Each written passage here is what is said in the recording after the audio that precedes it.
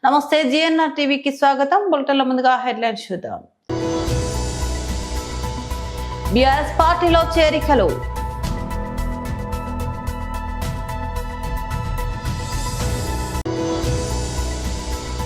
మాజీ మంత్రి గుంటూరు జిల్లా వైఎస్ఆర్సీపీ అధ్యక్షులు అంబటి రాంబాబు ప్రెస్ మీట్.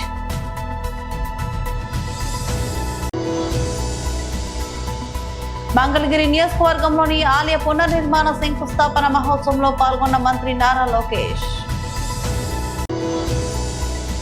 14,000 ఉద్యోగాల తొలగింపుపై మౌనం వీడిన అమెజాన్ సీఈఓ. బీఆర్ఎస్ పార్టీలో చేరికలు. గవర్నమెంట్ వచ్చినాక 2 ఏళ్లలో ఏమేమైతుందో నాకంటే బాగా మీకే తెలుసు. తెలుగులో ఒక సామెత ఉంటుంది, కాకులను కొట్టి గద్దలకు పెట్టుడు అని. అంటే పేదవాళ్ళను కొట్టి పెద్దోళ్ళకు పెట్టుడు. అట్లున్నది వీళ్ళ కథ. ఎందుకంటే బతకనిస్తలేరు పేదవాళ్ళను. చిన్న మీరు ఎవరైనా సరే చిన్న వ్యాపారాలు చేసుకుంటోళ్ళు, చిన్నగా మీ పొట్ట గడుపుకున్న తందుకు మీరు ఎవరిని సతాయించకుండా, ప్రభుత్వం నుంచి ఏం ఆశించకుండా మీ వ్యాపారం మీరు చేసుకుంటుంటే ప్రభుత్వం మిమ్మల్ని బతకనియాలి. కానీ ప్రభుత్వం వచ్చిన గెట తయారైందంటే ప్రతి దానిలో పైనుంచి కింది దాకా మరి గుండాగర్ది, పైనుంచి కింది దాకా రౌడీలు, పైనుంచి కింది దాకా नेगेटिव पॉलिटिक्स तप्पा, नेगेटिव आलोचना तप्पा पॉजिटिव तो कुछ भी नहीं करे. 2 साल हो गए. केसीआर साहब क्या करे 10 साल में? केसीआर अगर हो सका तो अच्छा करने की कोशिश करे, गरीबों की मदद करने की कोशिश करे, गरीबों को प्लाटा दिलाए. जियो नंबर 58-59 के अंदर 1,50,000 लोगों को प्लाट दिए. जियो बाद में वो भी बस नहीं हुआ तो 1 लाख डबल बेडरूम घर बना के आपके जुबली हिल्स में भी 3,500 घर दिए केसीआर साहब. वो काम करने की कोशिश करें. అంటే మీకు చేయగలిగితే మంచి చేసినాం తప్ప నష్టం చేయలేదు. కానీ ఈరోజు ఈ గవర్నమెంట్ వచ్చినాక మీరే కాదు అందరు బాధితులే. మీ అందరికి నేను ఒక్కటే గుర్తు చేస్తున్నా, మర్చిపోకండి మీరు. ఇవాళ ఈ గవర్నమెంట్ వచ్చి 2 ఏళ్ళు అయిపోయింది. ఇచ్చిన ఏ మాట నిలబెట్టుకోలే. 4,000 పెన్షన్ ఇవ్వలే, మహిళలకు 2,500 అన్నారు, అది లేదు. తులం బంగారం అన్నారు, స్కూటీలు అన్నారు, అది వికలాంగులు అయితే 6,000 పెన్షన్లు అన్నారు. ఏ ఒక్క మాట నిలబెట్టుకోలే. మీదికి వెళ్ళి ఇప్పుడు ఎట్లయిపోయిందంటే ఇందిరమ్మ రాజ్యం అంటే ఇల్లు గులగొట్టుడే పాయింట్ అన్నట్టు అయిపోయింది. ఇందిరమ్మ రాజ్యం అంటే ఏందో అనుకున్నాం. ఇల్లు గులగొట్టుడు ఒకటే పని. చూస్తున్నారు కదా మీరు టీవీలలో. ఎప్పుడు రోజు వారం శనివారం వచ్చిందంటే చాలు ఏడవాలి, ఏడ గరీబోళ్ళు ఇల్లు గులగొట్టాలి. పెద్దోళ్ళవి ముట్టరు. మళ్ళీ ఏ పెద్దోని ముట్టరు, ఏ బలిసిన దగ్గరకు పోయే దమ్ము లేదు. పేదవాళ్ళు గరీబ్ గాళ్ళు అయితే మాత్రం 60 గజాలు, 40 గజాలు, 30 గజాల ఏమన్నా కట్టుకుంటే వాటి మీద నీకు ఈ కాగితం లేదు, ఆ కాగితం లేదని గుంజుకపోవడు, గుద్దుడు, మొత్తం ఇల్లు గులగొట్టుడు. పిల్లగాళ్ళని ఆఖరి కళ్ళకి వెళ్ళి వాటర్ బాటిల్ కూడా, బ్యాగ్ కూడా తీసుకొని ఇవ్వకుండా స్కూల్కి పోయే పిల్లలు ఉంటే వాళ్ళను మెడల్ పట్టి నువ్వు పారేస్తున్నారు. ఇటువంటి గవర్నమెంట్ కాట మళ్ళీ ఓట్లే అన్నట్టు. నేను మీకు గుర్తు చేస్తున్నా, యాది పెట్టుకోండి. ఇది రోజు సరిగ్గా 2 ఏళ్ళు అయిపోయింది. ఇంకొక 500 రోజుల్లో మళ్ళీ కేసీఆర్ గవర్నమెంట్ రాబోతుంది. ఎక్కువ టైం లేదు, ఎక్కువ టైం ఏం లేదు. చూస్తుంటే పోతాయి. 500 రోజులు కళ్ళు మూసుకొని తెరిచే లోపల పోతాయి. మీరు ఎవ్వడు, ఏ రౌడీగాడు, ఏ గుండగానికి భయపడే అక్కర్లేదు. మనం 14 నవంబర్ రోజు బరాబర్ మళ్ళా గోపీనాథ్ భార్య మాగంటి సునీతనే గెలుస్తుంది. ఎందుకు చెప్తున్నా ఈ మాట అంటే ఉత్తగానే చెప్తలేను. పేదవాడితో పెట్టుకున్న ఏ ప్రభుత్వం ఇదివరకు గెలవలే. గరీబుల్లో కడుపు కొట్టిన ఏ ప్రభుత్వం గెలవలే. ఇవాళ గరీబుల్లో కడుపు కొడుతున్న కాంగ్రెస్ వాళ్ళు కూడా ఇస్తారు, మీకు వస్తారు, మీ ఇంటికి వస్తారు, గల్లీకి వచ్చి పైసలు ఇస్తారు, ఓట్లకు పంచుతారు. నేను చూడు, నేను చెప్తున్నా ఇవాళ 5,000 ఇస్తాడు. బరాబర్ తీసుకోరి. అది కూడా చెప్తున్నా, బరాబర్ తీసుకోరి, లెక్క పెట్టి తీసుకోరి.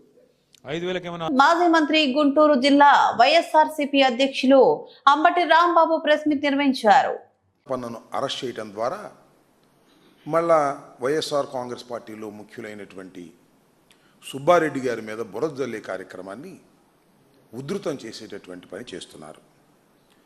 ముఖ్యంగా సిట్టును నడిపిస్తున్నటువంటి ఎల్లో మీడియా, ఈనాడు, ఆంధ్రజ్యోతి కథనాలు నిన్న ఇవాళ మీరు చూస్తున్నారు. చాలా పెద్ద ఎత్తున ఫ్రంట్ పేజీల్లో కథనాలు రాస్తూ సుబ్బారెడ్డి గారిని బదనాం చేయాలని, బురద జల్లాలని ప్రయత్నం జరుగుతూ ఉన్నది.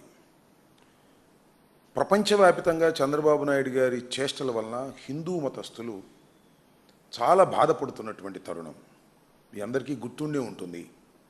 నారా చంద్రబాబు నాయుడు గారు తిరుపతి లడ్డూలో పంది కొవ్వు, పశువు కొవ్వులతో కలిసినటువంటి నెయ్యితో తయారు చేశారనేటువంటి ఒక అసత్యమైనటువంటి ఆరోపణ వేశాడు. అది లక్షలాది కోట్లాది మంది భక్తులు తినేశారని కూడా చెప్పేశాడు. చాలా దురదృష్టకరమైనటువంటి ఒక అపవాదు, ఆధారాలు లేని అపవాదు. దాంతో హిందువులందరూ కూడా చాలా బాధపడినటువంటి సందర్భం. దాని మీద సుబ్బారెడ్డి గారు, పార్లమెంటరీ నాయకుడైనటువంటి మా సుబ్బారెడ్డి గారు, మాజీ చైర్మన్ అయినటువంటి టీడీ బోర్డుకు సంబంధించినటువంటి చైర్మన్ అయినటువంటి సుబ్బారెడ్డి గారు ఏకంగా సర్వోన్నత న్యాయస్థానమైనటువంటి సుప్రీంకోర్టును ఆశ్రయించడం జరిగింది. సుప్రీంకోర్టులో విచారణ సందర్భంగా అనేకమైనటువంటి వ్యాఖ్యలు సుప్రీంకోర్టు డైరెక్ట్గా చేసింది. ఆధారాలు లేకోకుండా ప్రసాదంలో, లడ్డూలో కల్తీ కలిసిందని ఎలా చెబుతారు రాష్ట్ర ముఖ్యమంత్రి అనే మాట మాట్లాడారు. అంతేకాదు, అసలు లడ్డూలో వాడినటువంటి నెయ్యిలో కల్తీ ఉందా లేదా తేల్చండి అనే దాని మీద చెప్పారు. అంతేకాదు, అప్పుడున్నటువంటి ఈఓ శ్యామలరావు గారు చాలా స్పష్టంగా చెప్పింది ఏంటంటే, మేము దీన్ని ఎన్డీబీ ల్యాబ్కు పంపించాం, ఎన్డీబీ ల్యాబ్ వారు దీనిలో వనస్పతి అలాంటి కలిసింది అని ఒక సర్టిఫికెట్ చేశారు. దాని కింద డిస్క్లైమర్ కూడా రాశారు, ఇది కొన్ని సందర్భాలలో అవాస్తవం కూడా కావచ్చు, పశువులు తినే మేత మీద, ఆ టైమింగ్స్ మీద ఇది వాస్తవమైన రిపోర్టు కూడా కాకపోవచ్చు అని రాసినటువంటి రిపోర్టుని ఈవో గారు చదివి వినిపిస్తే చంద్రబాబు నాయుడు గారు ఆ నెయ్యి వాడేశారని అని వాళ్ళ దట్ వాజ్ రిటర్న్ బ్యాక్ అని ఈవో గారు చెప్పాడు.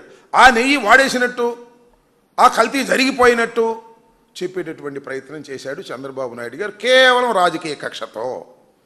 ఈవో అట చెప్తే చంద్రబాబు నాయుడు గారు ఎలా చెప్తారు? ఎన్డీబీ ఒకటే ల్యాబ్ ఉందా, ఇంకా సెకండ్కి ఎందుకు మీరు పంపలేదు క్రాస్కి అని చెప్పి కూడా సుప్రీంకోర్టు ప్రశ్నించినటువంటి సందర్భాన్ని ఇప్పుడు నేను గుర్తు చేస్తున్నాను. మంగళగిరి నియోజకవర్గం కుంచనపల్లిలోని శ్రీ గంగా శ్రీ అన్నపూర్ణాదేవి సమేత శ్రీ కాశీ విశ్వేశ్వర స్వామి వార్ల ఆలయ పునర్నిర్మాణ శంకుస్థాపన మహోత్సవంలో పాల్గొన్న విద్యా ఐటీ శాఖల మంత్రి నారా లోకేష్.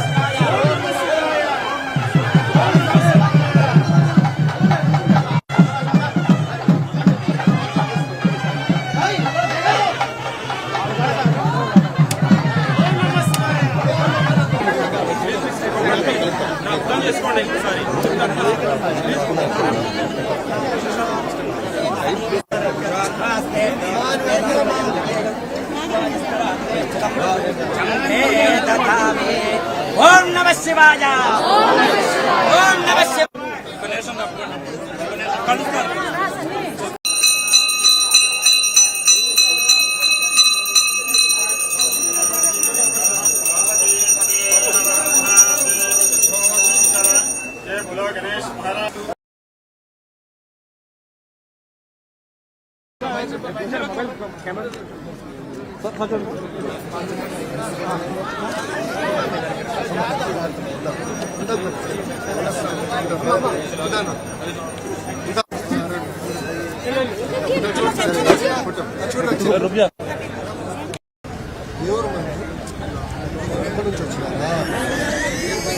ఇదమ్మా ఫోన్ నంబరు,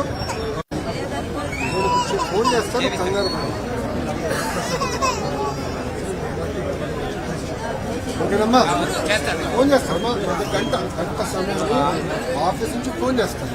ఓకేనా, ఉంటానమ్మా.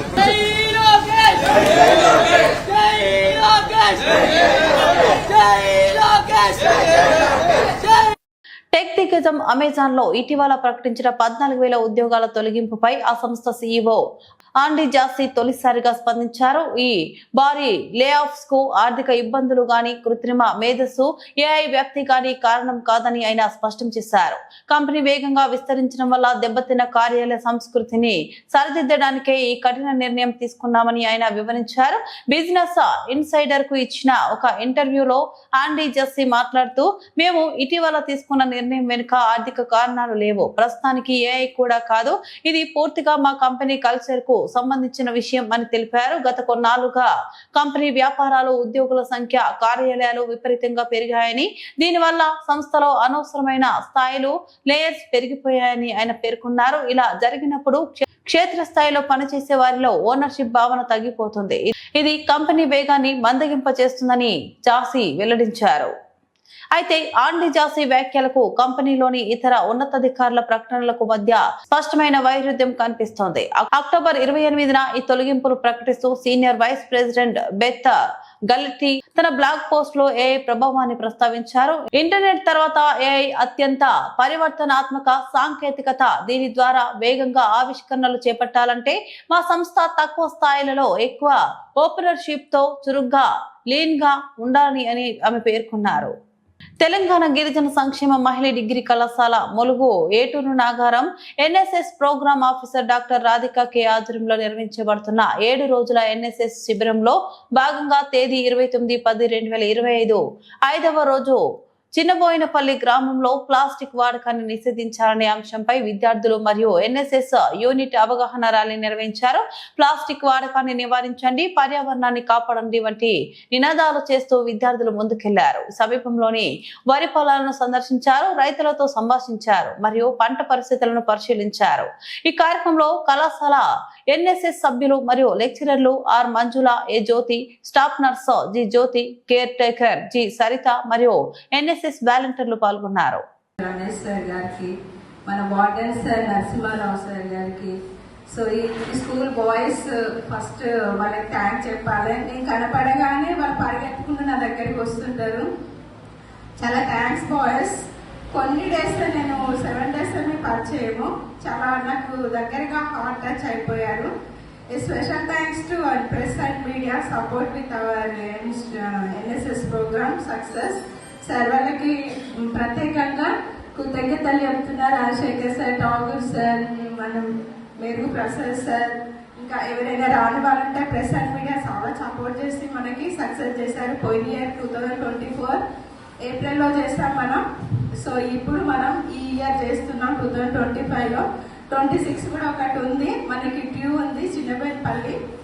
నెక్స్ట్ ఇయర్ కూడా ఖచ్చితంగా చేస్తాం మనం ఇక్కడ. ఫస్ట్ ఆఫ్ ఆల్ నాకు చిన్నబోయినపల్లి అంటే చాలా ఇష్టం, ఎందుకంటే నన్ను ప్రేమతో చూస్తారు అందరు. ఇక్కడ కనబడగానే బాగున్నావా అని అడుగుతూ ఉంటారు. చాలా థ్యాంక్స్ సార్, వీళ్ళకి అందరికీ థ్యాంక్స్ సరిపోదు. ఎస్పెషల్గా ఇంకా నాకు హార్ట్ టచింగ్ అని చెప్పాలి. సో ఫస్ట్ ఆఫ్ ఆల్ మనకి ఇక్కడ అడగగానే ఆశ్రమ పాఠశాల ప్రిన్సిపల్ రమేష్ సార్ గారికి చాలా థ్యాంక్స్ సార్. మేము అడగగానే మాకు అకామిడేషన్ ఇచ్చారు. అట్లాగే మన వార్డెన్ సార్ కూడా మనకి అకామిడేషన్ ఇచ్చి మంచి, అంటే ఎప్పుడు ఏ టైంకైనా కాల్ చేసి సార్ అన్ని అడుగుతుంటారు. చాలా స్పెషల్ థ్యాంక్స్ సార్ నరసింహారావు గారికి.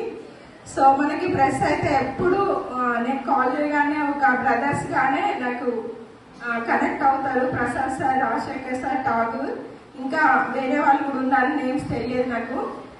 సో వాళ్ళందరికీ ప్రత్యేక కృతజ్ఞతలు చెప్తూ ఈ 7 days ఎన్ఎస్ఎస్ ప్రోగ్రామ్ లో ఫస్ట్ డే మనం హెల్త్ క్యాంప్ చేస్తాం, సెకండ్ డే మనము ప్రాక్టీస్ మీద అవేర్నెస్ ప్రోగ్రామ్ కండక్ట్ చేయడం జరిగింది. థర్డ్ డే మనం ఏం చేస్తాం, ప్లాంటేషన్ చేస్తాం. ఫోర్త్ డే ఏం చేస్తాం, ఇంటింటి సర్వే చేస్తాం. ఫిఫ్త్ డే మనం ప్రతి అంటే వాళ్ళ విలేజ్ లో పరిసరాలలో పరిసరాలను మన ఇంటి సరౌండింగ్ లో కూడా నీట్ గా ఉండాలని ప్రతి ఒక్కరికి మనం డోర్ టు డోర్ వాళ్ళందరికీ కనెక్ట్ అయ్యి వాళ్ళందరి దగ్గరికి కలవడం జరిగింది. 6th డే కూడా మన లాస్ట్ డే పొలాలకు వెళ్ళడం జరిగింది. వెళ్ళి రైతులతో కూడా మాట్లాడడం, ఇక్కడ ఏమేమి పంటలు పడతాయి, ఎలా ఉంటుంది, ఇక్కడ మీకు ఎంత ప్రాఫిట్ వస్తుంది, మీరు వ్యవసాయంతో పాటు ఇంకేమైనా చేస్తున్నారా అని అడిగాను. కొంతమంది చెప్పారు సైడ్ బిజినెస్ కూడా ఉన్నాయి, చికెన్ సెంటర్, తర్వాత హోటల్స్ అలాంటివి అన్నీ ఉన్నాయి అన్నారు. వాళ్ళందరూ చాలా సపోర్ట్ చేశారు. మళ్ళా వచ్చావా అని అడిగారు నన్ను. మా పిల్లల్ని కూడా ప్రత్యేకంగా మా పిల్లలకు థ్యాంక్స్ చెప్పాలి. సర్దార్ వల్లభాయ్ పటేల్ 150వ జయంతి సందర్భంగా రన్ ఫర్ యూనిటీ కార్యక్రమంలో భాగంగా నల్గొండ జిల్లా మిర్యాలగూడ టూ టౌన్ పోలీసుల ఆధ్వర్యంలో పట్టణంలోని సాగర్ రోడ్ లో టూకే రన్ నిర్వహించారు. ఈ కార్యక్రమాన్ని డిఎస్పీ రాజశేఖర్ రాజు జెండా ఊపి ప్రారంభించారు. టూకే రన్ లో చిన్న పెద్ద అనే తేడా లేకుండా స్థానికులు ఉత్సాహంగా పాల్గొన్నారు. అంతకుముందు డిఎస్పీ మాట్లాడుతూ సర్దార్ వల్లభాయ్ పటేల్ జాతీయ సమగ్రతకు నిలువెత్తు రూపమన్నారు. స్వతంత్ర భారతదేశ నిర్మాణంలో ఆయన కీలక పాత్ర పోషించారని తెలిపారు. ఆయన కేవలం ఒక రాజకీయ నాయకుడు మాత్రమే కాదని దేశభక్తికి, త్యాగం, అంకిత భావానికి నిలువెత్తు నిదర్శనమని, ప్రజలందరినీ ఐక్యంగా ఉంచాలనే ఆయన ఆశయం నేటికి మన అందరికీ స్ఫూర్తినిస్తుందని చెప్పారు. రన్ ఫర్ యూనిటీ ద్వారా సర్దార్ పటేల్ ఆశయాలను స్మరించుకుంటూ మన దేశ సమగ్రతను, ఐక్యతను పెంపొందించాల్సిన అవసరం ఉందన్నారు.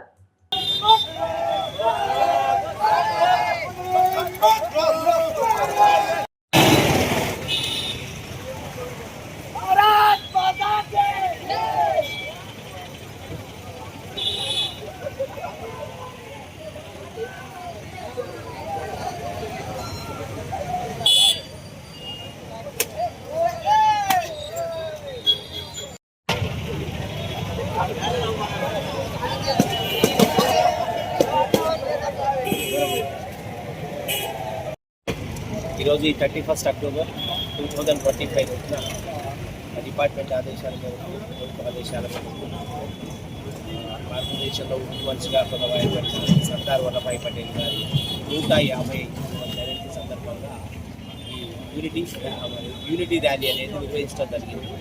ఇది అన్ని పోలీస్ స్టేషన్స్ పరిధిలో కూడా SHOs ఆధ్వర్యంలో యూత్, చిల్డ్రన్ తోటి ఈ యూనిటీ ర్యాలీ కాబట్టి ఇదంతా కూడా భారతదేశంలో మనం అందరం కూడా ఒకటి, దేశంలో ఒక ఇంటిగ్రిటీ, ఒక యూనిటీ ఉందని చూపెట్టుకోవడానికి, మన దేశ సమైక్యతను చాటడానికి జరిగినటువంటి ర్యాలీ. దీంట్లో అందరూ కూడా ఉత్సాహంగా పాల్గొన్నారు. పోలీస్ శాఖ తరఫున ఆర్గనైజ్ చేసినటువంటి ఈ ర్యాలీలో పాల్గొన్న అందరికీ, అన్ని సంఘాలకు కూడా మేము మనస్ఫూర్తిగా కృతజ్ఞతలు తెలియజేస్తున్నాం. Thank you. జగిత్యాల జిల్లా రాజారంపల్లి గ్రామంలో గత 20 రోజుల నుంచి పోసిన వరి ధాన్యం అకాల వర్షానికి తడిచి ముద్దయింది. రాష్ట్ర ప్రభుత్వం ఇప్పటి వరకు ఐకేపీ సెంటర్ ను ప్రారంభించలేకపోగా ప్రజా ప్రభుత్వం అని చెప్పుకునే రేవంత్ రెడ్డి సర్కార్ తక్షణమే ప్రజల పక్షాన ఉండి తడిసిన వరి ధాన్యాన్ని కొనుగోలు చేసి రైతులు ప్రభుత్వం అని నిరూపించుకోవాలని రాజారంపల్లి బీఆర్ఎస్ పార్టీ నాయకులు అన్నారు. రైతుల పక్షాన ప్రతి ఒక్క బీట్లు తిరుక్కుంటా తడిసిన ప్రతి ఒక్క ధాన్యం గింజను కట్టింగ్ లేకుండా, పాత గవర్నమెంట్ ఉన్నప్పుడు, మాజీ మంత్రి కొప్పులీశ్వర్ ఉన్నప్పుడు ఎలాగైతే కలెక్టర్లకు గాని, వ్యవసాయ శాఖ అధికారులకు గాని ఆదేశాలు ఎట్లయితే జారీ చేసిండో అట్లా జారీ చేసి లక్ష్మణ్ కుమార్ గారు రాజరంపల్లి గ్రామంలోనే ఇంత పరిస్థితి ఇట్లుందంటే మన ధర్మపురి నియోజకవర్గం మొత్తం పరిస్థితి ఏందో ఒకసారి మీకు అధికారులను నివేదిక అడిగితే చెప్తారు. మీరు ఆ ఎలక్షన్ క్యాంపెయినింగ్ బంద్ చేసి ధర్మపురి నియోజకవర్గానికి వచ్చి ఈ రైతుల పక్షాన కేసీఆర్ ప్రభుత్వం రైతులు రాజు చేస్తా అని చెప్పిండు. ఆ రైతులు రాజు చేసినేందో గానీ మీ ప్రభుత్వం వచ్చినాక రైతులు అరిగోసపడుకుంటా యూరియా బస్తాలకే నిద్రలు లేకుండా గడుపుకుంటూ ఒక్కొక్క బస్తా తెచ్చుకుని ఏదో పండించిన పంటను అమ్ముకుందామనే టైంకు ఇప్పటి వరకు కూడా రాజరంపల్లి యొక్క ఐకేపీ సెంటర్ ఓపెన్ చేయలేదు. ఆ ఐకేపీ సెంటర్ ఎందుకు ఓపెన్ చేస్తలేరో కూడా మీ ఉన్నతాధికారులు తప్పకుండా తెలియాల్సిందే. 20 రోజులైతుంది ధాన్యం పోసి రైతులు ఎత్తుకుంటా ట్రాక్టర్లలో ఇళ్లకు తరలించుకుంటా ఎండబోసుకుంటా మళ్ళీ నీకు జోకాలంటే టైం లేదు. తడిసిన ధాన్యంతో పాటు మొలికెత్తినా కూడా కటింగ్ లేకుండా వాళ్ళ ధాన్యాన్ని కొనే వరకు రైతుల పక్షాన బీఆర్ఎస్ పార్టీ ఎల్ల ఉంటుంది. మీరు తప్పకుండా ఇప్పుడు రైతును కూడా అడగండి, చెప్తాడు వాళ్ళని కూడా. మేము 20 రోజుల పోసి మాకు పట్టించుకునేటోళ్ళు లేరు. అంత నాణ్యయి పోసుకుపోతున్న ఇండ్లకు మళ్ళా ఇదంతా అంగడంగడు ఉన్నది. ఈ గవర్నమెంట్ వచ్చిన కాడికి లాసే కానీ లాభం అయితే ఏం లేదు. మాకు చేయాలి, దయచేసి మాకు మొత్తం న్యాయం జరిగేటట్టు చేయాలి. రైతులకు తడిచిన ధాన్యాలు కొనాలి, మొలకొచ్చినవి కొనాలి, అన్ని మంచిగా చేయాలి. మాకు ఊరియా బస్తాక సగం పంట పడితే సగం పంట కూడా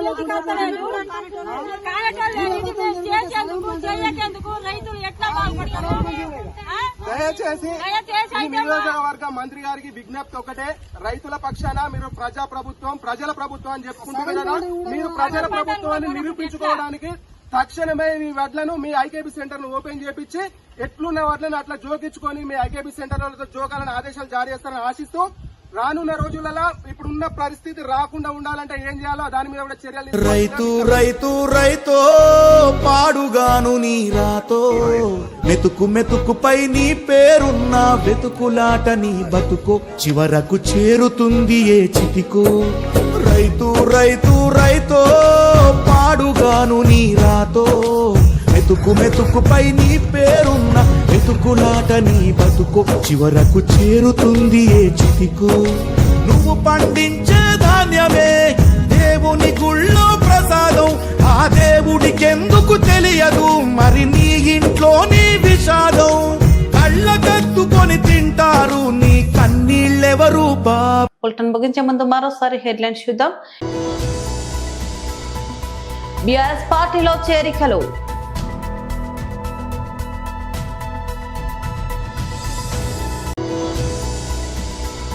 మాజీ మంత్రి గుంటూరు జిల్లా వైఎస్ఆర్సీపీ అధ్యక్షులు అంబటి రాంబాబు ప్రెస్ మీట్.